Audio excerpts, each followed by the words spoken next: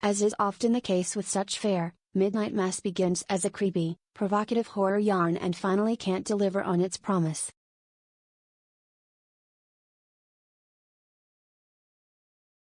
Created by The Haunting of Hill House's Mike Flanagan, the Netflix series deserves praise for its distinctive ambitions and jolting surprises, but too often plays like a long-winded sermon, frittering around the edges of its homily.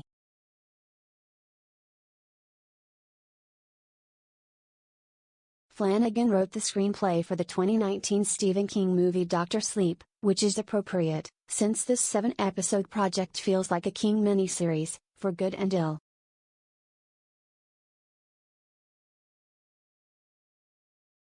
Good, because the scary build-up draws the audience in, and bad, because the finish is, as is frequently true of King-derived works, a significant letdown.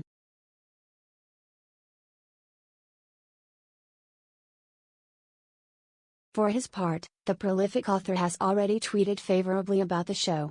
Students of the genre will see other derivative elements. The 1979 remake of Nosferatu comes to mind, in this macabre and cerebral tale, which plunges deeply into the relationship between religion and vampirism, what with the rising from the dead, blood-drinking aspects of the latter.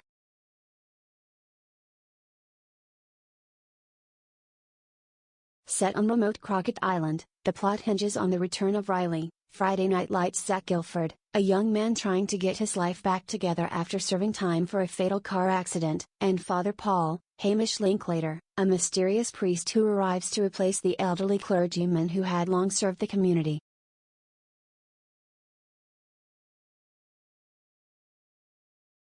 Riley reconnects with a high school crush, Erin, Kate Siegel, reuniting with Flanagan, her husband, after the Haunting series, ruefully discussing how their lives didn't go according to plan.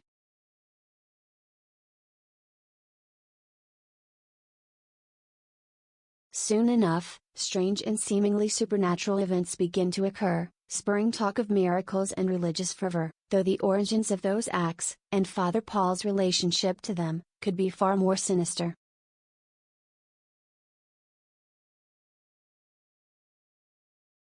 The first few episodes meander along without much sense of urgency. Most of the episodes run more than an hour, sprinkling just enough clues to indicate that something wicked this way comes.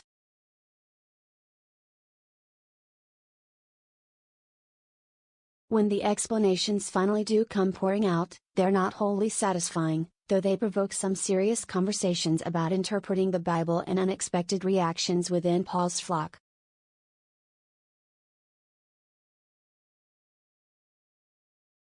There's also an interesting if somewhat underdeveloped subplot about the Muslim sheriff, Rahul Kohli, and how he and his son fit in as the church's role becomes more inflamed.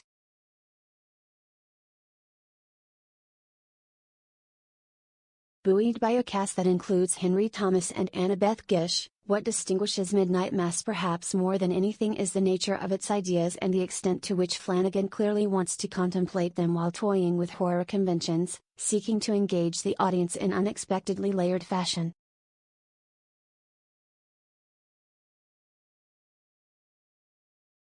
The climax, however, is more puzzling than stirring, proving chaotic in ways that ultimately don't make much sense.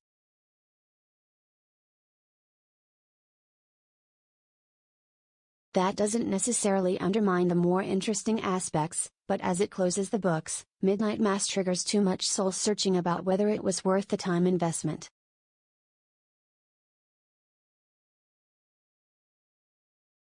In that sense, Flanagan's trip to church certainly works in mysterious ways, but not wholly satisfying ones.